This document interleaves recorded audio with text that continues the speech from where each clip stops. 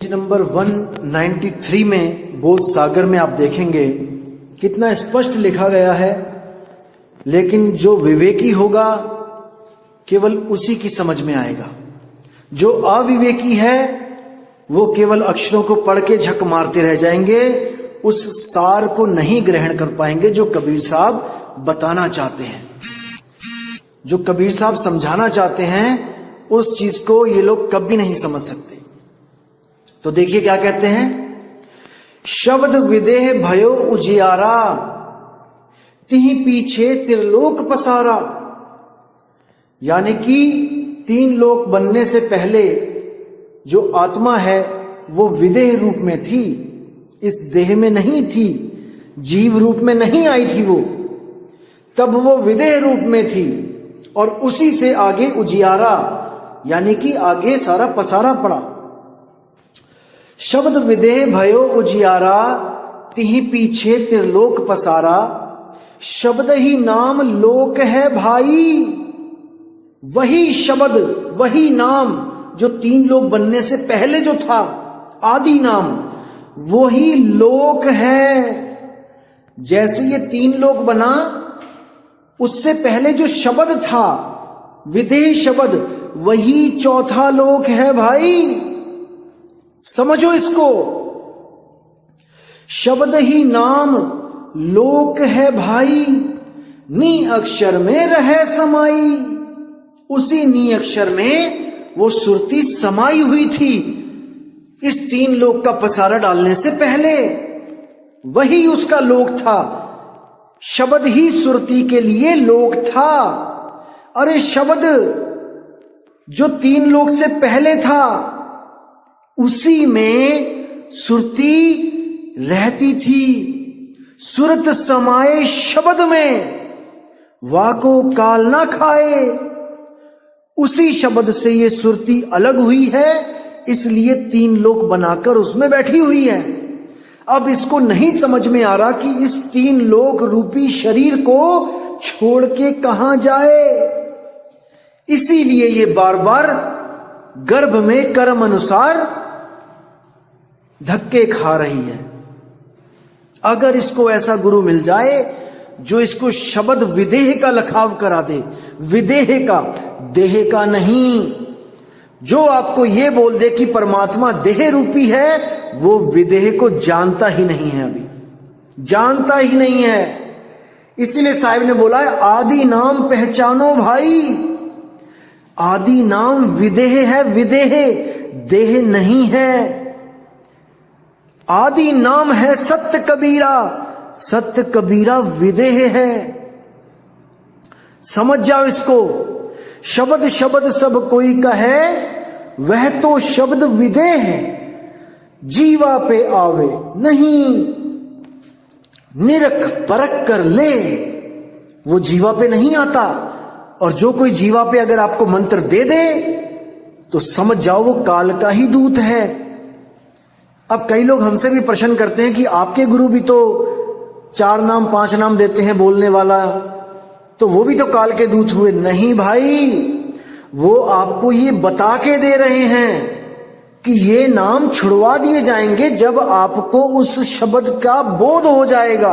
आप समझ जाओगे कि वो शब्द बोलने लिखने पढ़ने में नहीं आता, तब आपको ये नाम छुड़वा दिए जाएंगे। लेकिन जब तक आपको ये चीज नहीं समझ में आती कि वो विदेह शब्द है, जब तक आपको इन अक्षरों को दिया ही जाता है।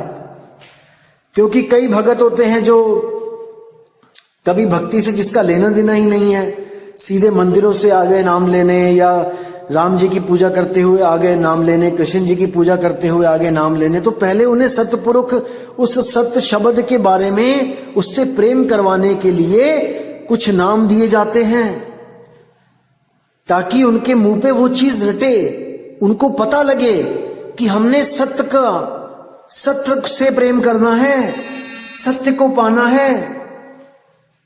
तभी तो वो उस चीज को खोजने के लिए तैयार होंगे, समझेंगे उन बातों को। तो क्या बोला है, शब्द ही नाम लोक है भाई, नी अक्षर में रहे समाई। नी अक्षर का परिचय होई। अब देखो यहां परिचय यानी पहचान। अब किसी से आपका परिचय करवाया जाता है तो पहचान करवाई जाती है, तो यहां नी अक्षर से पहचान करवाई जाएगी आपकी। नी अक्षर का परिचय होई, तब सतलोक पहुंचे है सोई। अब यहां सतलोक का मतलब कोई शहर नहीं है कि कोई बस्ती या गांव ऐसा सतलोक होगा, नहीं। ये नी अक्षर शब्द के लिए बोला गया है कि वो नी अक्षर शब्द जहां पे वो समाई हुई थी वो दोबारा वहीं समा जाएगी जब वो नी अक्षर का परिचय हो जाएगा। जीवत लोक बैठ पुनि जाई, सार शब्द में रह समाई। जीवत लोक बैठ पुनि जाई यानी जीते जी आप उस लोक में बैठ पुनि, पुनि यानी दोबारा उस लोक में बैठ जाओगे जाके जीते जी। देखने में लगेगा कि आप तो यहां पे हो, आप तो 3 लोक में धक्के खा रहे हो, लेकिन आपकी सुरती उस शब्द में लीन होगी जो 3 लोक से परे है, जो 4था लोक है। उस शब्द में, उस सार शब्द में आप समाये रहोगे। जब आप भक्ति करोगे तब वो अवस्था आपको जरूर प्राप्त होगी जीते जी। 1 दिन में 2 दिन का कहानी नहीं है ये, इसमें समय लगाना पड़ता है भाई।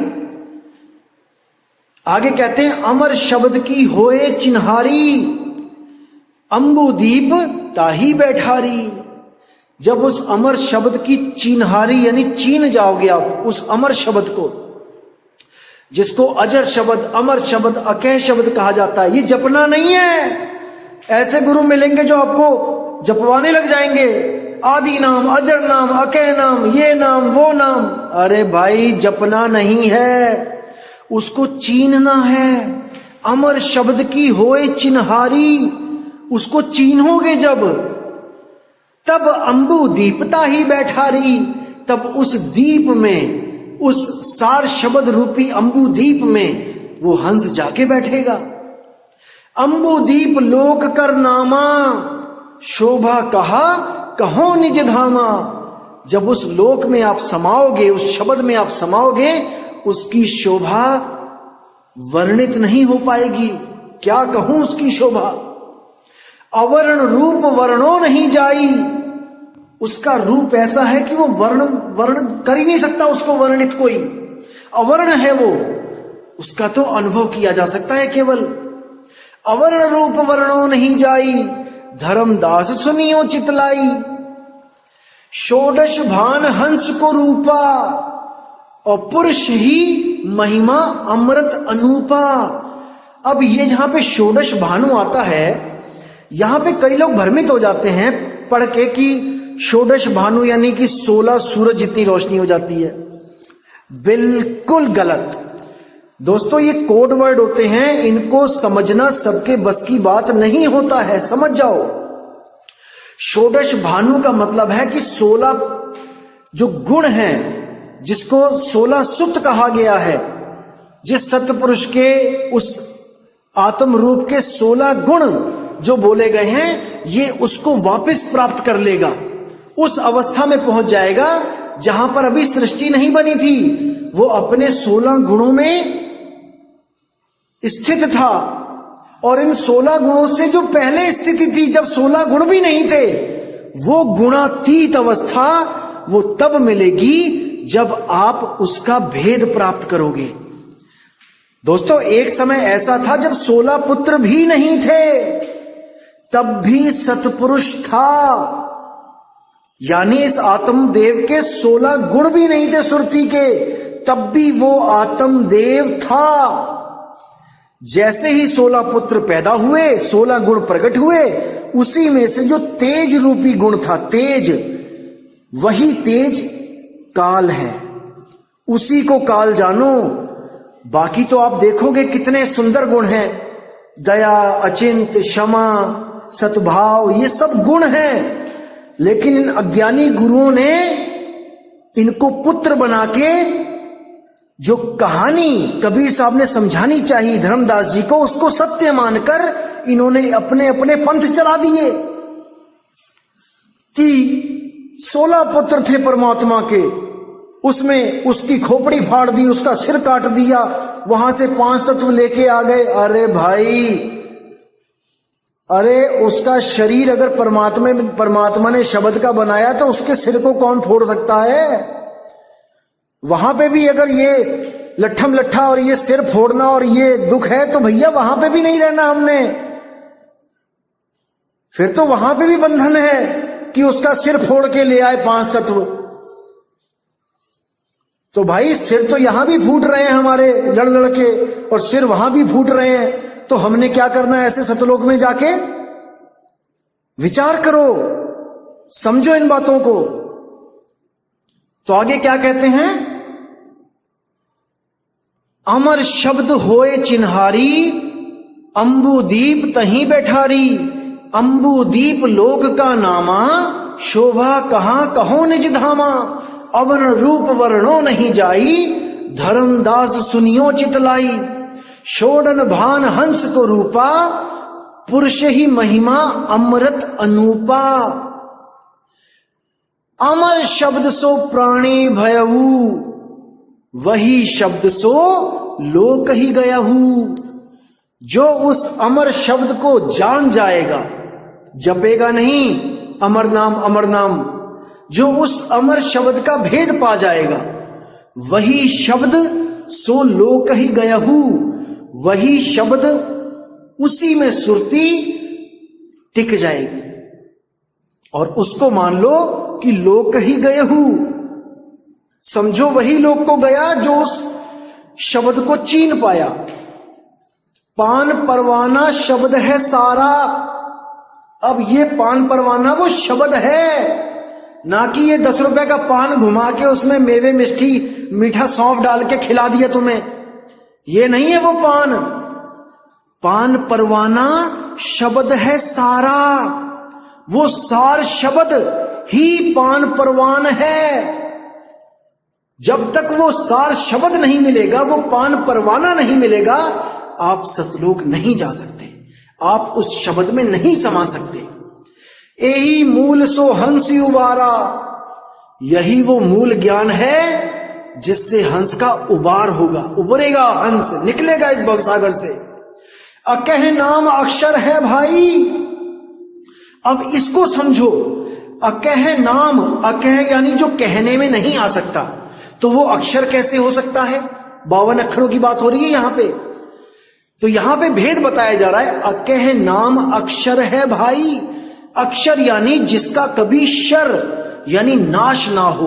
अक्षर, आ आगे लग गया तो वो अविनाशी हो गया। अकह नाम अक्षर है भाई। अक्षर का मतलब होता है आत्मा। आत्मा को भी अक्षर कहा जाता है। सोई गुरु पूरा कहावे, 2 अक्षर का भेद बतावे, एक छुड़ावे एक लखावे। तो यहां पर उस अक्षर की बात हो रही है जिसका हमने लखाव करना है। अकह नाम अक्षर है भाई, तुम नी अक्षर रहो समाई। यानी उसी नी अक्षर में जो अक्षरों में नहीं है, वो आत्मा अक्षरों में नहीं है। उस नी अक्षर में रहो समाई, उसमें तुम अपनी सुरती को घुमा के लगा लो। नी अक्षर को करे निबेरा, कहे कबीर सोई जन मेरा। जो उस नी अक्षर आत्मा का निबेड़ा कर लेगा, वही मेरा हंस है। और जो अक्षरों को जप जप के अपना अनमोल जीवन नाश करेगा, वो कागा है, कौवा है। अरे जग में बहुत से काग हैं, कोई कोई हंस हमार। वो बिरला हंस कोई कोई है जो उस नी अक्षर को समझ के उसको ग्रहण कर ले। ऐसे भी गुरु मिलेंगे आपको जो नी अक्षर करते करते आपके कान में फूंक मार देंगे। कहेंगे ये भी नी अक्षर है, ये बोला नहीं जाता, पढ़ा नहीं जाता, लिखा नहीं जाता। अरे भाई, ऐसे तो ताली बजा के नाम दे दो। ताली भी, उसकी आवाज भी लिखी नहीं जाती, पढ़ी नहीं जाती, बोली नहीं जाती। मूर्ख बना दिया इन लोगों ने, मूर्ख। लेकिन अब नहीं बनना मेरे दोस्तों। विवेक लगा लो, बुद्धि लगा लो, जितनी मालिक ने दी है इंसानी चोले में, क्योंकि बाकी जन्मों में बुद्धि नहीं मिलेगी। बुद्धि निर्णय करती है सत्य असत्य का। परमात्मा को पाना बुद्धि का काम नहीं है, लेकिन सत्संग को सुन के सत्य असत्य का निर्णय करना बुद्धि का ही काम है। कई लोग कहते हैं कि बुद्धि, आप बुद्धि की बात करते हो, बुद्धि तो काल का रूप है। अरे मेरे भाई, लगाम जब तुम्हारी किसी जानवर के हाथ में आ जाती है तो तुम गुलाम बन जाते हो, और जब उसकी लगाम तुम्हारे हाथ में आ जाती है तो वो गुलाम बन जाता है। इसको समझो। बुद्धि तुम्हें तब तक भरमाएगी जब तक तुम्हारी लगाम बुद्धि के हाथ में है, और जिस दिन बुद्धि की लगाम तुम्हारे हाथ में आ गई, उस दिन जो तुम चाहोगे वो होगा। अभी मन के गुलाम हुए हो, जब मन तुम्हारा गुलाम हो जाएगा फिर तुम जीने का नजरिया देखना कि क्या हो जाता है। इसलिए मैं कह रहा हूं, अभी बुद्धि लगाओ सत्य और असत्य का निर्णय करने के लिए। शब्द को पाना बुद्धि का खेल नहीं है। मन, बुद्धि, चित्त, अहंकार, इन चारों की बस की बात नहीं है। वो तो सतगुरु जब भेद बताएगा तब निम्न पद में आके आपको उसको ग्रहण करना पड़ेगा, बात तभी बनेगी। लेकिन सत्य असत्य का निर्णय बुद्धि ही करती है। जैसे बैठे बैठे आपके मन में एकदम विचार आया, मन, बुद्धि, चित्त, अहंकार, इन चारों की मैं आपको क्रिया बताता हूं। बैठे बैठे एकदम मन में विचार आया कि चल शराब पीने चलते हैं। अब ये विचार किसने दिया? मन ने। मन ने अपना काम कर दिया और मन अपना काम करके अलग हो गया। उसने विचार डाला, कहां डाला? बुद्धि में। बुद्धि से ही सोचोगे ना, कुछ भी मन सोचेगा बुद्धि में ही आएगा ना। जैसे ही मन ने सोचा, बुद्धि ने कैच कर लिया उसको। अब बुद्धि वहां पे विवेक लगाएगी कि जाऊं कि ना जाऊं, सत्य असत्य का निर्णय करेगी। मन, बुद्धि ने कहा नहीं जाना, तो कहानी वहीं खत्म हो जाएगी। और बुद्धि ने कहा हां चलना है, तो अब बुद्धि का भी काम पूरा हो गया। अब आगे क्या बचा? मन, बुद्धि, चित्त। अब चित्त का क्या काम है? चित्त का काम है एकाग्रता। वो आपकी बुद्धि से एकाग्रता देखेगा कि कहां पे जाना है, दाएं जाऊं, बाएं जाऊं, उस गली में जाऊं, अगली गली में जाऊं। ये चीज, ये काम चित्त का है। चित्त ही घूमता है 3 लोक में। अब चित्त ढूंढ रहा है दुकान का एड्रेस, चित्त ने पा लिया। अब चित्त का काम भी खत्म। अब आपके पास 3 चीजें आ चुकी हैं। एक विचार आया और उस पर आपने सहमति भी कर दी बुद्धि के द्वारा, और आपने जगह भी अपने मन में ही चित्त ने उसको दर्शा दिया कि कहां जाना है। अभी भी आपका कर्म नहीं बना। अब जो असली काम है वो है अहंकार का। अब अहंकार आपके 60 किलो, 70 किलो, 80 किलो के शरीर को उठाएगा और उस दुकान तक लेके जाएगा, और इसी के द्वारा आपका कर्म बन जाएगा। मन, बुद्धि, चित्त, अहंकार। लेकिन जब यही चीजें आप इन चारों शक्तियों को अपने भले के लिए यूज करोगे तो ये आपका पूरा साथ देंगी, क्योंकि इनकी लगाम आपके हाथ में है। जब आप सोचते हो कि आज सत्संग सुना जाए तो कौन सोचता है? मन ही तो सोचता है। मन ने सोचा कि हां सत्संग सुना जाए, और उसके बाद मन ही दोबारा विचार दे देगा कि नहीं, कुछ और देखा जाए। अब बुद्धि विवेक लगाती है, वहां पे बुद्धि निर्णय करती है कि सत्संग सुनना है कि कुछ और सुनना है। तब जब आप कहते हो कि हां सत्संग सुनना है, तो आप सत्संग को ऑन कर देते हो। चित्त और अहंकार के द्वारा, चित्त द्वारा पता लगता है कि कौन सा यूट्यूब चैनल है, और अहंकार आपका अंगूठा उस पे दबा देता है और सत्संग शुरू हो जाता है। तो इन चारों को आपने अपने बस में रखना है। 5 तत्व, 25 प्रकृति, 3 गुण, मन, माया, 10 इंद्रियां, इनको अपने कंट्रोल में रखोगे तब आपका आसान काम हो जाएगा, बहुत आसान हो जाएगा आपका काम। इसीलिए बोला है कबीर कबीर क्या करे तू खोज आपन शरीर, और 10 इंद्रियां बस में कर तू आप ही आप कबीर। गुरु से ज्ञान लेके जब आप अपनी 10 इंद्रियों को बस में करोगे, ज्ञान लेके, बिना ज्ञान लिए ये नहीं होंगी। 21,000 वर्ष तपस्या करी साधु ने, पराशर ऋषि ने, और 21,000 साल के बाद आके उस मल्लाह की बेटी के साथ भोग कर लिया। क्यों किया? क्योंकि उसके पास शब्द की शक्ति नहीं थी। जब तक शब्द की शक्ति नहीं होगी, जब तक ये इंद्रियां पूर्णतया नहीं खत्म हो सकती। 21,000 साल तक उन इंद्रियों ने परेशान नहीं किया उस महात्मा को, लेकिन जैसे ही दांव देखा, खेल दिया। लेकिन जब आपके पास सार शब्द होता है, तब आपके पास एक तरीका होता है इससे बचने का, इस काल को मुरझाने का एक तरीका होता है, कैसे इसको खत्म किया जाए, कैसे इस पे अंकुश लगाया जाए, और वो होता है सत्य सिमरण। जब आप सत्य सिमरण करते हो तो ये काल एक पल में मुरझा जाता है, एक पल में मुरझा जाता है। समझना है इसको मेरे भाइयों, और यही सतगुरु का वो मूल मंत्र है जो 10 इंद्रियों को बस में करके आपको स्वयं कबीर बना देगा। क्योंकि ऑलरेडी आप कबीर हो, लेकिन अभी अज्ञान में हो, कबीरा हो अभी आप। जब आप कबीरा से कबीर बन जाओगे, तब आपको किसी अन्य की कोई आवश्यकता नहीं रहेगी। आप स्वयं सोहम सत्य कबीर, आप स्वयं वही हो जाओगे। तो दोस्तों, इसी के साथ मैं ये सत्संग की समाप्त करता हूं और उम्मीद करता हूं कि आदि नाम हम भाग सुनाया, मूर्ख जीव समझ नहीं पाया।